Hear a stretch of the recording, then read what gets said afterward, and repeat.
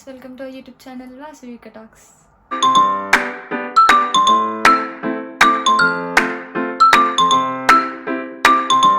Hello guys, so masters చేయడానికి యూకేకి రావాలనుకుంటున్నారా?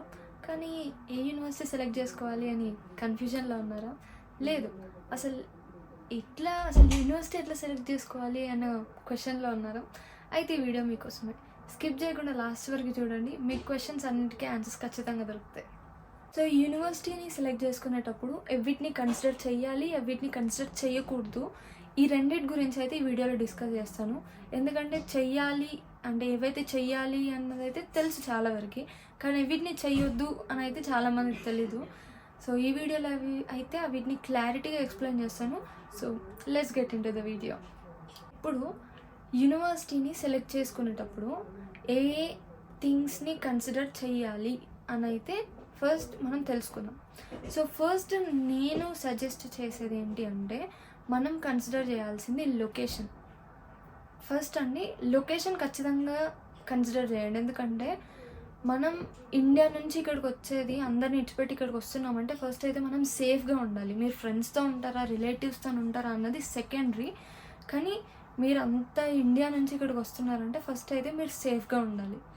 So location అయితే మంచిగా ఆలోచించి ఆ లొకేషన్కి ఉన్న హిస్టరీని తెలుసుకొని అయితే డిసైడ్ అవ్వండి. ఎందుకంటే రీసెంట్గా ఎగ్జాంపుల్గా చెప్పాలంటే రీసెంట్గా జరిగిన కొన్ని గొడవల వల్ల కొన్ని మెయిన్ సిటీస్లో లైక్ మాంచెస్టర్ కానివ్వండి, లివర్పూల్లో కానివ్వండి, అక్కడ జరిగిన గొడవలకి అక్కడ ఉన్న వాళ్ళకన్నా కూడా స్టూడెంట్స్, ఇంటర్నేషనల్ స్టూడెంట్స్ చాలా వరకు ఇబ్బంది పడ్డారు. సో మీరు యూనివర్సిటీని సెలెక్ట్ చేసుకునేటప్పుడు లొకేషన్ అన్నది మేజర్, చాలా ఇంపార్టెంట్ అది. సో మీరు సేఫ్గా ఉండాలంటే సేఫెస్ట్ ప్లేస్ని మాత్రమే చూస్ చేసుకోండి. అట్లా సెలెక్ట్ చేసుకుంటే మీ యూనివర్సిటీ సెలెక్షన్ ప్రాసెస్ కూడా చాలా ఈజీ అవుద్ది. ఎందుకంటే మిగతా అన్నీ ఆటోమేటిక్గా ఎలిమినేట్ అయిపోతాయి. సో లొకేషన్లో ఏమేమి చూసుకోవాలంటే, సో ఫస్ట్ ఆ లొకేషన్ హిస్టరీ, సెకండ్ వచ్చేసి క్రైమ్ రేట్ ఎంత ఉంది ఆ లొకేషన్, యూకేలో ఆ లొకేషన్లో ఎంత క్రైమ్ రేట్ ఉంది అని అయితే ఖచ్చితంగా తెలుసుకోండి. ఎందుకంటే ఇక్కడికి వచ్చిన తర్వాత సఫర్ అవుతే ఎవరు పట్టించుకోరు, భయపెట్టాలని కదా, ఫ్యాక్ట్ అయితే ఇదే. సో థర్డ్ అయితే పార్ట్ టైం జాబ్స్ ఆ లొకేషన్లో ఎంతవరకు ఉన్నాయి, వచ్చిన తర్వాత ఎన్ని డేస్లో ఇంటర్నేషనల్ స్టూడెంట్స్కి పార్ట్ టైం జాబ్స్ దొరుకుతున్నాయి, ఇది థర్డ్, ఇది మేజర్. సో ఫస్ట్ అయితే location history, second crime rate, and third వచ్చేసి పార్ట్ టైం జాబ్స్. ఇవి మూడు ఇంపార్టెంట్. అండ్ ఈ లొకేషన్లో ఇంకొకటి కూడా అకామిడేషన్ని కూడా మీరు లొకేషన్ సెలెక్ట్ చేసుకునేటప్పుడే అకామిడేషన్ గురించి కూడా ఆలోచించండి. ఎందుకంటే కొన్ని లొకేషన్స్లో ఇవన్నీ సెట్ అయినా కూడా అకామిడేషన్ సెట్ అవ్వదు, అకామిడేషన్స్ దొరకవు. కాబట్టి యూనివర్సిటీని ఇక్కడ పెట్టుకొని 2.5 hours జర్నీ చేసి అక్కడక్కడనో అకామిడేషన్ సెట్ చేసుకొని చాలా వరకు ఇబ్బంది పడుతూ ఉంటారు. సో ఇక్కడికి వచ్చినాక అట్లా ఇబ్బంది పడొద్దు అని అనుకుంటే మాత్రం location, history, crime rate, part time and accommodation, so ఇవైతే మంచిగా మేజర్గా చూసుకొని లొకేషన్ అయితే సెలెక్ట్ చేసుకోండి. ఇది ఫస్ట్ థింగ్. సెకండ్ థింగ్ వచ్చేసి మీ కోర్స్ని సెలెక్ట్ చేసుకొని ఉంటారు. ఆబ్వియస్గా మీరు యూనివర్సిటీ సెలెక్ట్ చేసుకుంటున్నారంటే కోర్స్ ఏదో అయితే మైండ్లో ఉంటుంది. సో నేను ఇక్కడ చెప్పే సింపుల్ ప్రాసెస్ ఏంటి అని అంటే, మీరు యూనివర్సిటీని సెలెక్ట్ చేసుకుందాం, కోర్స్ని బేస్ చేసుకొని సెలెక్ట్ చేసుకుందామంటే ఫస్ట్ అయితే మీ డిగ్రీలో కానీ బీటెక్లో కానివ్వండి మీకు ఎంతైతే మెరిట్ వచ్చింది దాన్ని బేస్ చేసుకొని యూనివర్సిటీస్ని సెలెక్ట్ చేసుకోండి. ఎందుకంటే ఇక్కడ చాలా వరకు ఒక క్రైటీరియా అన్నది పెడతారు. అంటే ఇంతవరకు మీకు మెరిట్ ఉండాలి, ఇంతవరకు మీ పర్సంటేజ్ ఉండాలి అని అయితే కొన్ని కాదు, ఆల్మోస్ట్ చాలా యూనివర్సిటీస్ అట్లానే ఉంటాయి. సో దాన్ని బేస్ చేసుకొని కూడా మీరు యూనివర్సిటీని సెలెక్ట్ చేసుకునే ప్రాసెస్ని ఈజీ చేసుకోవచ్చు. సో ఫర్ ఎగ్జాంపుల్ మీకు ఒక 80% ఉంటే 80%తోని ఏ యూనివర్సిటీస్ యాక్సెప్ట్ చేస్తున్నాయి ఇంటర్నేషనల్ స్టూడెంట్స్ని అన్నది తెలుసుకోండి. సెకండ్, కోర్స్ ఏదైతే మీరు మైండ్లో అనుకుంటున్నారో ఆ కోర్స్ ఆ యూనివర్సిటీలో ఏ రకంగా ఉంది, అంటే 1 year కోర్స్ లెక్క ఉందా లేకపోతే 2 years కోర్స్ లెక్క ఉందా అట్లా తెలుసుకోండి. అండ్ థర్డ్ వచ్చేసి ఐఎల్స్. ఆ కోర్స్కి ఐఎల్స్ ఖచ్చితంగా అడుగుతుందా, అడగట్లేదా. ఒకవేళ మీకు ఐఎల్స్ వద్దు, నేను ఐఎల్స్ లేకుండా యూకేకి రావాలనుకుంటున్నానైతే మీ ప్రాసెస్ ఇంకా సింపుల్గా అయిపోద్ది. జస్ట్ మీరు సెర్చ్ చేసేటప్పుడు ఐఎల్స్ యాక్సెప్ట్, అంటే ఐఎల్స్ లేకపోయినా కూడా ఇంటర్నేషనల్ స్టూడెంట్స్ని యాక్సెప్ట్ చేసే యూనివర్సిటీస్ అని చెప్పేసి బేసిక్గా కొంచెం రీసెర్చ్ చేయండి. అందులో మీకు ఆటోమేటిక్గా లిస్ట్ వచ్చేస్తుంది ఏ యూనివర్సిటీస్ ఐఎల్స్ లేకుండా కూడా ఇంటర్నేషనల్ స్టూడెంట్స్ని యాక్సెప్ట్ చేస్తున్నాను. లేదు నేను ఐఎల్స్ రాస్తాను అని అనుకుంటే చూడండి ఐఎల్స్ది కూడా ఏ యూనివర్సిటీస్ అడుగుతున్నాయి, ఎంతవరకు ఎంత బ్యాండ్ స్కోర్ అడుగుతుంది. మీకు 6.5 వచ్చిందా, 6.5తోని ఉన్న యూనివర్సిటీస్ ఏవైతే ఉంటాయో ఏవైతే యాక్సెప్ట్ చేస్తాయో అవిటిని తెలుసుకోండి. దాంట్లో మీ కోర్స్ ఉందా లేదా తెలుసుకోండి. అప్పుడు ప్రాసెస్ చాలా సింపుల్గా అయిపోద్ది. లేదు ఫస్ట్ నేను యూనివర్సిటీని చూస్తాను, యూనివర్సిటీలో ఉన్న హిస్టరీని తెలుసుకుంటానంటే చాలా పెద్దగా అయిపోద్ది ప్రాసెస్. చాలా అసలు ఏంది ఇది వస్తలేదు అన్న ఒక ఇదికి వస్తాం అప్పటికైతే. ఇంకా ఇదైతే కోర్స్ గురించి అండి. ఇంకా థర్డ్ పాయింట్ వచ్చేసి ర్యాంకింగ్. నేను ఇక్కడ కోర్సులో ర్యాంకింగ్ అని ఎందుకు మెన్షన్ చేయలేదో ఇప్పుడు చెప్తాను. సో ర్యాంకింగ్ అన్నది కంప్లీట్ స్పెషల్ సెక్టర్ అని చెప్పొచ్చు యూనివర్సిటీ సెలెక్షన్ చేసుకున్న ప్రాసెస్లో. ఎందుకంటే మనం యూనివర్సిటీ సెలెక్ట్ చేసుకునేటప్పుడు బేసిక్గా మనం ఏం చేస్తామంటే యూనివర్సిటీ ర్యాంకింగ్ చూసేటప్పుడు ఓవరాల్ యూనివర్సిటీ ర్యాంకింగ్ చూస్తాం. కానీ అది చాలా పెద్ద మిస్టేక్ యాక్చువల్లీ. ఎందుకంటే యూనివర్సిటీ ర్యాంకింగ్ చూస్తే మీ కోర్స్ ఎట్లా ఉంటుంది అన్నది మీకు అర్థం కాదు. ఎందుకంటే కొన్ని యూనివర్సిటీస్లో యూనివర్సిటీ ర్యాంకింగ్ చాలా హైలో ఉంటుంది, కానీ పర్సనల్గా కోర్స్ ర్యాంకింగ్ చాలా తక్కువ ఉంటుంది. సో మీరు ఓన్లీ యూనివర్సిటీ ర్యాంకింగ్ని బేస్ చేసుకొని కనుక యూనివర్సిటీ సెలెక్ట్ చేసుకుంటే చాలా పెద్ద తప్పు. ఇక్కడికి వచ్చిన తర్వాత ఖచ్చితంగా సఫర్ అవుతారు. మళ్ళీ కోర్స్ చేంజింగ్ అది ఇది అనుకుంటే చాలా ఇబ్బంది అవుద్ది.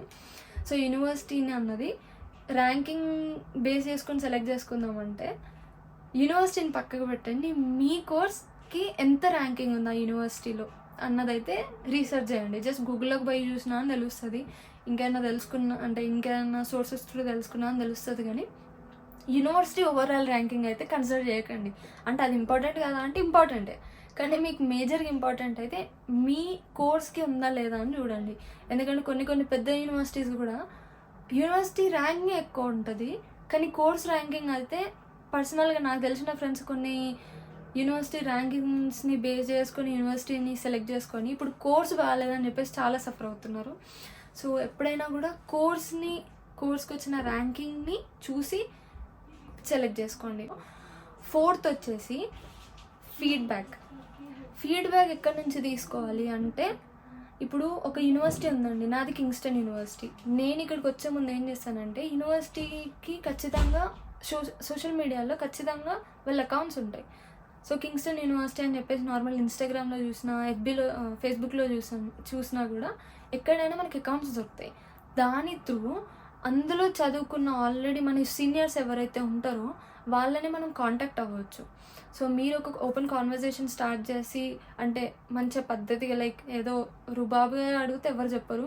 సో కొంచెం మంచి వేలో అడిగితే అయితే వాళ్ళు కూడా యూనివర్సిటీ ఎట్లా ఉంటుంది, కోర్స్ ఎట్లా ఉంటుంది, ఒకవేళ వాళ్ళకి తెలియకపోయినా కూడా, అంటే మీ కోర్స్ వాళ్ళు కాకపోయినా వాళ్ళ ఫ్రెండ్స్ త్రూ తెలుసుకొని చెప్పడానికన్నా ట్రై చేస్తారు. సో ఫీడ్బ్యాక్ అన్నది కూడా చాలా ఇంపార్టెంట్. ఫిఫ్త్ వచ్చేసి main point, location, course, ranking, feedback, ఇవన్నీ పక్కకు పెడితే ఇది మేజర్. ఇంకా 2 మేజర్ ఉన్నాయి. దాంట్లో ఒకటి ఇంటేక్. మీరు ఏ ఇంటేక్కి వెళ్దాం అనుకుంటున్నారు, సెప్టెంబర్ ఇంటేకా, జాన్ ఇంటేకా, మే ఇంటేకా. సో దీన్ని బేస్ చేసుకొని మీరు యూనివర్సిటీ సెలెక్ట్ చేసుకోండి. ఎందుకంటే సరే మీరు లొకేషన్ చూస్ చేసుకున్నారు, యూనివర్సిటీ చూస్ చేసుకున్నారు, కోర్సు చూస్ చేసుకున్నారు, ర్యాంకింగ్ బాగుంది, ఫీడ్బ్యాక్ బాగుంది, అన్నీ బాగున్నాయి. కానీ మీరు పోవాలనుకున్న ఇంటేక్కి ఆ కోర్స్ని యూనివర్సిటీ వాళ్ళు ప్రొవైడ్ చేస్తున్నారా? ఇప్పుడు నేను జాన్ ఇంటేక్కి ఎప్పుడైతే ఇంటర్నేషనల్ బిజినెస్ మేనేజ్మెంట్ గురించి సెర్చ్ చేశానో చాలా యూనివర్సిటీస్ జాన్లో ఆ కోర్స్ని ప్రొవైడ్ చేయట్లేదు, ఆ కోర్స్ని చెప్పట్లేదు. సో అది మెయిన్. మీరు పోతున్న ఇంటేక్కి ఆ కోర్స్ ఆ యూనివర్సిటీలో ఉందా లేదా అది కూడా మెయిన్గా చూసుకోండి. 8 ఇవన్నిటిని పక్కకు పెడితే మేజర్ ఫీజు మీ బడ్జెట్లో ఉందా లేదా. ఓకే, ఈ యూనివర్సిటీని సెలెక్ట్ చేసుకున్నారు, ఒక 5 యూనివర్సిటీస్ మీ లిస్ట్లోకి వచ్చినాయి, ఇవి టాప్ 5 అనుకుంటున్నారు. ఆ టాప్ 5లో మీ బడ్జెట్కి సాటిస్ఫై అయ్యేంత ఫీజు ఎందులో ఉంది అన్నదైతే చూసుకోండి. అండ్ ఇంకోటి, ఆ లొకేషన్ గురించి చూసుకున్నప్పుడు ఆ లొకేషన్లో ఎక్స్పెన్సెస్ అంటే లివింగ్ ఎక్స్పెండిచర్ ఎంతవరకు ఉండొచ్చు, ఎక్స్పెన్సివ్ ఉంటుందా లేకపోతే కొంచెం చీప్గా అయిపోద్దా, ఓకే లేదు మేనేజ్ చేసే రకంగా అయిపోద్దా అన్నది కూడా మేజర్ పాయింట్గా పెట్టుకోండి. ఇప్పుడు యూనివర్సిటీని సెలెక్ట్ చేసుకునేటప్పుడు ఏ ఏ థింగ్స్ని అసలు కన్సిడర్ చేయొద్దు, ఇది ఇప్పుడు డిస్కస్ చేద్దాం. ఫస్ట్ మాట్లాడుకున్న 6 పాయింట్స్ అయితే ఎంత ఇంపార్టెంటో ఇప్పుడు మాట్లాడుకోబోయే ఈ పాయింట్స్ కూడా అంతే ఈక్వల్గా ఇంపార్టెంట్. సో వీటిని కన్సిడర్ చేయొద్దు అంటే ఏంటి, అసలు ఇవేంటి అని అనుకుంటున్నారా? ఏం లేదు, చాలా సింపుల్, చిన్న చిన్న తప్పులు ఇవి. మనం తెలిసి కూడా కావాలని ఏమైద్దిలే అన్నట్టు చేస్తాం. కానీ మనం యూనివర్సిటీ సెలెక్ట్ చేసుకునేటప్పుడు వీటికైతే దూరంగా ఉండండి. సో ఫస్ట్ వచ్చేసి అయితే ఫ్రెండ్స్. అవునండి, ఫ్రెండ్స్.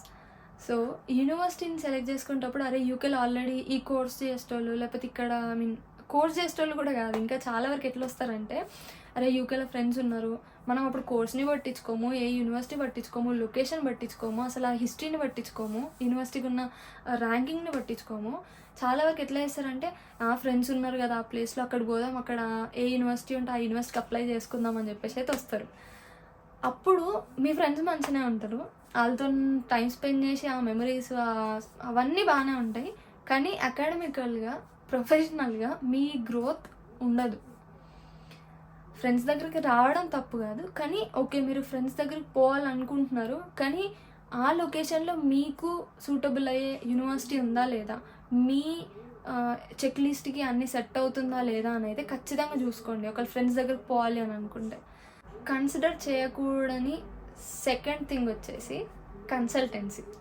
అవునండి, కన్సల్టెన్సీ వాళ్ళు ఏదైతే చెప్తారో యూనివర్సిటీస్, వాళ్ళకి ఏంటండి మంచిగా వాళ్ళకి యూనివర్సిటీస్కి మంచి సెటిల్మెంట్ ఉంటుంది. మనం ఒక్కసారి యూనివర్సిటీకి పోయినామా అంటే యూనివర్సిటీ నుంచి వాళ్ళ కమిషన్ వాళ్ళకి పోతుంది, ఇది అందరికీ తెలిసిన విషయమే.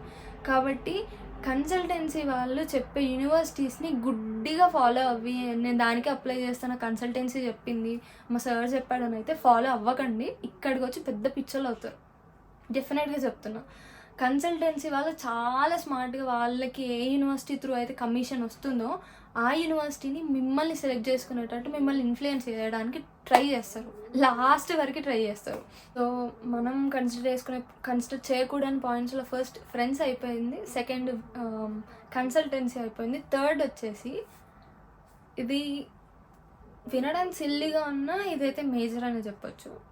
సో అదేంటి అని అంటే, మనం కన్సిడర్ చేసుకునేటప్పుడు యూనివర్సిటీ వీడియోస్, ఇంకా అక్కడ ఉండే నైట్ లైఫ్, యూనివర్సిటీలో ఉండే పార్టీ కల్చరు, ఇవన్నిటిని కన్సిడర్ చేసి మాత్రం యూనివర్సిటీని సెలెక్ట్ చేసుకోకండి. సో ఈ వీడియో అయితే మీకు హెల్ప్ అయింది అనుకుంటున్నాను. మీకున్న క్వశ్చన్స్ కానివ్వండి, డౌట్స్ కానివ్వండి, కొంచెం క్లారిటీ వచ్చింది అనుకుంటున్నాను.